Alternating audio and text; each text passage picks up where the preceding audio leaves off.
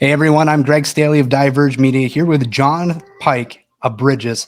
Jon is a very talented musician, but that is not why we're having him on today. We're having him on to talk about a song he did about MAID, about medical assistance in dying in Canada. We thought it was very impactful, and we wanted to bring him on to talk about it, and Jon has been gracious enough to come on and talk about kind of the inspiration of that video and a little bit about his music career. So without further ado, here's Jon. Thanks for having me on. I appreciate you coming on. And just for the viewers here, tell us a little bit about your music with Bridges. That's BRDGS. But just tell the audience a little bit about Bridges and what you're doing there and how long you've been at that as a musician. Yeah, so I'm a singer-songwriter, producer, do a bunch of multi-hyphenated, I guess, in the music world.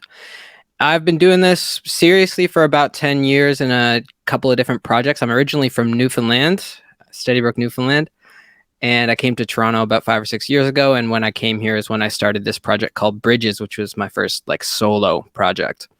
And through that, I've really kind of developed, I think developed a really cool sound and brand and identity musically and especially lyrically.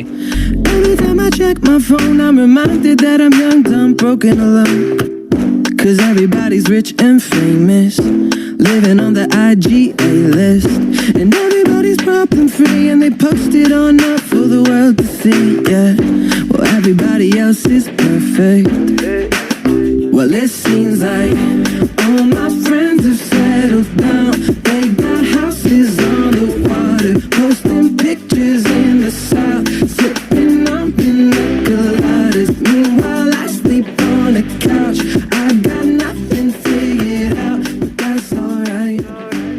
Let's raise a toast to the real. People have seemed to be connecting with. The project continues to grow, which is awesome. And my main focus is delivering interesting lyrics, and sometimes in a funny way, sometimes in a sad way. That's the main thing I focus on for my project. And I won't bring up the MAID thing yet. I guess we're gonna get to that. But if you want to check out Bridges, there's I'm sure there'll be links, and maybe you'll like it. I mean, you brought up the MAID thing, and I think that's something what we reached out to you on because you had done this video responding to medical assistance in dying in Canada, and I think it was very, very valuable, really well done, satirical, obviously, but very impactful. It went viral on Twitter, and it got people talking about this issue that really isn't getting a lot of coverage in the mainstream media. So maybe just walk us through what sparked the idea for that song, and how did it come to be, and why is that so important to you to talk about MAID in general? Mm-hmm. Well, it's a personal, it is a personal topic to me as someone who's gone through some periods of pretty intense depression and a lot of suicidal ideation in the past 5 or 6 years, which I won't get too deep into now, but I'm in a much better place. But there have been times in my life where something like MAID would have been a very attractive option. I'll leave that there. So when I recently just found out that they're expanding MAID to be available for people who are just suffering from mental illness, it feels weird to say just suffering from mental illness because it's not a trivial thing, obviously. But when I found out that they had been expanding the program, that was so shocking to me. And I couldn't believe that this wasn't a big conversation being had. And I guess I just had the, as a musically inclined person, I just had the idea to make a song about it. Like, part of my thought process was, what's the worst possible thing you could tell someone who's in a state of mind where they're experiencing some suicidal ideation? What's the worst thing someone could have told me in those states of mind? And so those were, here, well, the government has this option where, it's fine. You can just do it. You can just leave. Everyone will be better off for it. We'll even help you commit the act. And that to me was just, it's difficult for me to imagine that this is actually happening. And I thought the best way for people to understand how unbelievably immoral this is was to satirically put it in their face the way that I did in the song. And I mean, the lyrics of the chorus, the verse sets it up asking, are you depressed? Are you feeling lonely? Are you in pain? Because if you feel like you got nothing left to lose, I know something you can do. And then the chorus comes in, kill yourself. You don't want to be a burden weighing down the system anymore, which to me is just so offensive and shocking to say. And I thought the idea was to shock people. And as much as it is funny, and I did want it to be funny because I think that is a good way to spread this kind of message. Yeah, I'm really happy that it's got the reaction it has, and that it was blowing up on Twitter so much, and so many people were sharing it, and it seemed like the message was getting spread, and hopefully we'll see some kind of reaction to that in an actual tangible way.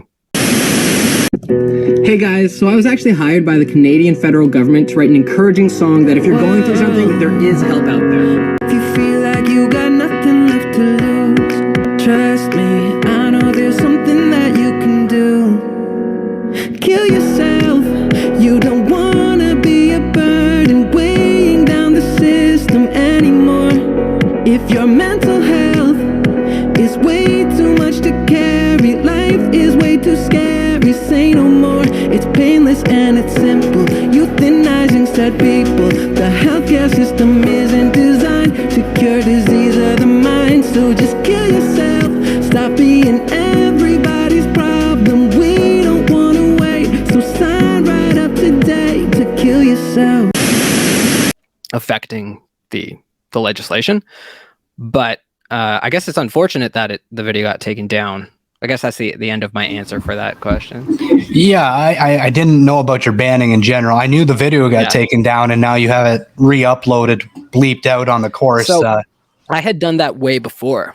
I think it was the day after I uploaded it. I uploaded the song on like the 18th of November, I think, and it kind of got some play. It got like 10,000 plays or something. And then the next day I was like, oh, I should put up a clean version because a lot of people probably don't want to share it with the actual words kill yourself in it. So I just made a version with it bleeped out and put that up.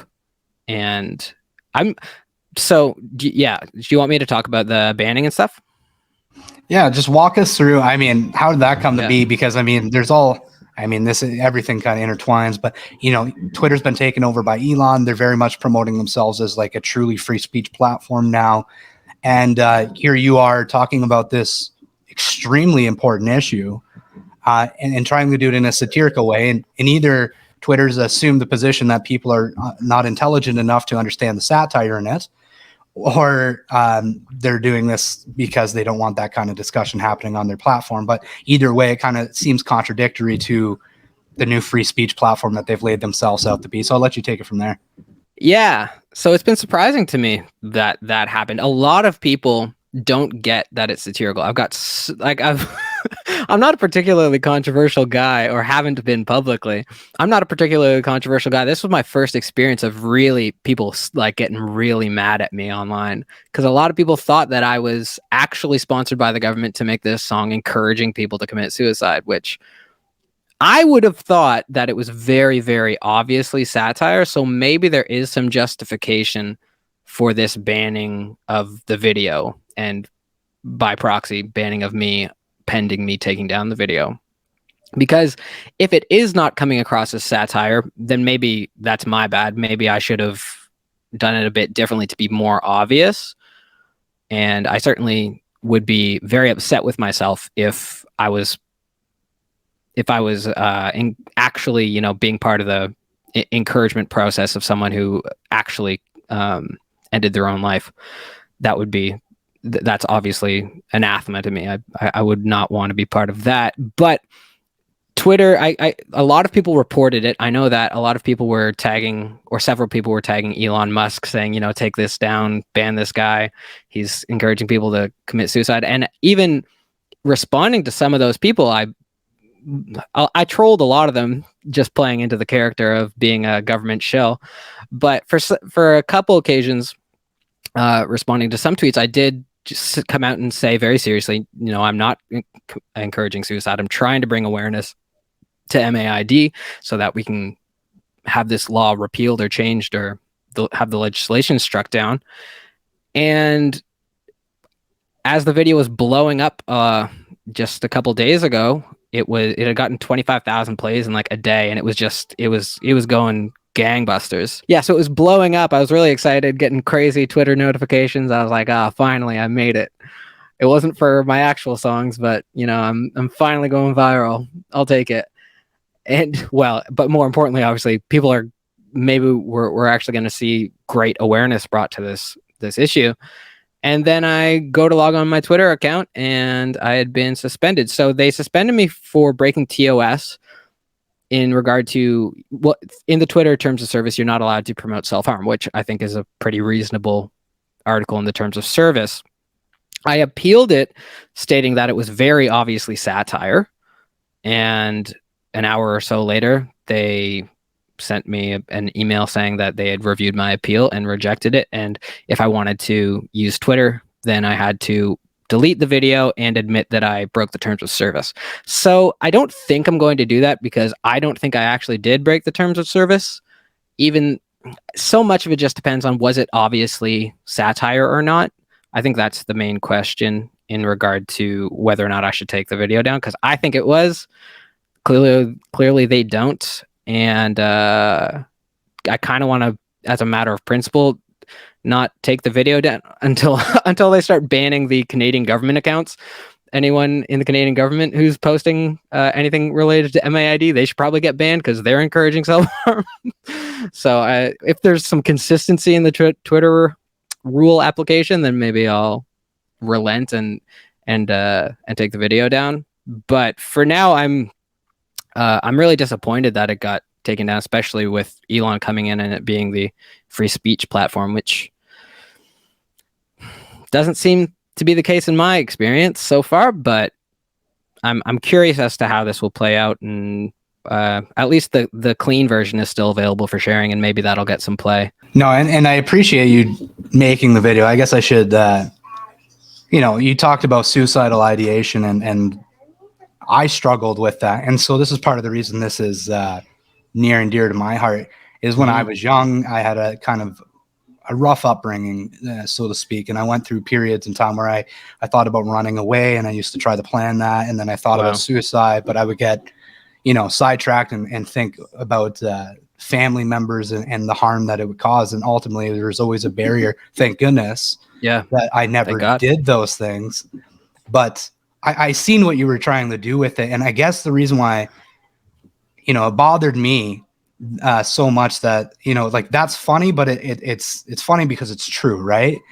And I think, I guess this would be the final question to close out here with you is, medical assistance in dying, to me, has been promoted as this compassionate thing to do for people that are suffering in the final stages of life. And I think, again, I don't think that's ever a good thing to do. I think it's a devaluing of life to think of it that way. But there is certain circumstances where people are genuinely suffering, and you could say that. But I think that's the exception, not the rule. And it concerns me that medical assistance in dying, MAID, is essentially devaluing life as a whole and essentially making it easier, more acceptable to make that end of life decision to have. I mean, it's the biggest decision you could ever do in your existence. And like you said, like, there's so many struggling teenagers, people that are in a moment in time in their life struggling with something really bad. And now you have this convenience that you can take care of it through the government, like, instead of the implication that it's okay. Not only are they enabling people to do it, but by having that as an option, there is an implication that that's an acceptable thing to do. And to me, that is so mind-boggling that we're letting that happen. I mean, any instantiation of any law, generally speaking, is it has to be under a guiding principle of what is good and what is right, or what is considered good and right by the people in power. And by introducing this, that is the implication that a lot of people take away. So much of our thinking about how to act in the world is offloaded on, well, what do other people do? What do other people say is okay? How do other people act? What are the rules? And if one of the rules is that you can commit suicide if you're depressed, it's not just a legal thing. It has deep psychological implications to me. And I think that that's just not being considered by, the people in power, and also people who see this and don't consider it a great danger. And that's insane to me. And I think it's more than that, because like you have these moments in time where anyone might think that's okay, but you touched on something that was really great insight about, the acceptable norms of a society. And now you have people in a really hard situation, rather than saying your life has value, don't do this. You see the forest from the trees. This is a tough time for you, but it gets better. It will get better. You say, hey, did you look at this as a possibility? Like, hey, you're having a tough time. And then you add in other dynamics outside of, what we're talking about, but like climate change gets into this. And now, we're a burden on the earth, so to speak. So, maybe that would almost be a virtuous thing to do. I don't know. I don't know if you heard the full version of the song that I did. Some people asked me to write a second verse, so I just went in and wrote a second verse and a bridge. And in the last chorus of the song, I added a line. It's think of it as a good thing. Reduce your carbon footprint. The earth is so much better without the human species, no doubt. So just, I don't know if you had heard that before, but that definitely was the connection seemed relevant to me there too. I'm glad to think I'm not the only one who made that connection. Yeah, no, I didn't see the second verse actually at all. It's just on SoundCloud. I didn't make a video of it, but yeah, maybe you can link it to the full song on SoundCloud. Absolutely. So I think that's a good place to end. If there's anything you'd like to add, please feel free to do so. Like, where can people find your music? And if you have any kind of closing thoughts on this issue, would love to hear them. And the floor is yours. Yeah, so if you are interested in listening to my music, it's BRDGS, Bridges with no vowels. Just look it up on Spotify or anything like that, or BRDGS MSC, bridgesmusicnovowels.com.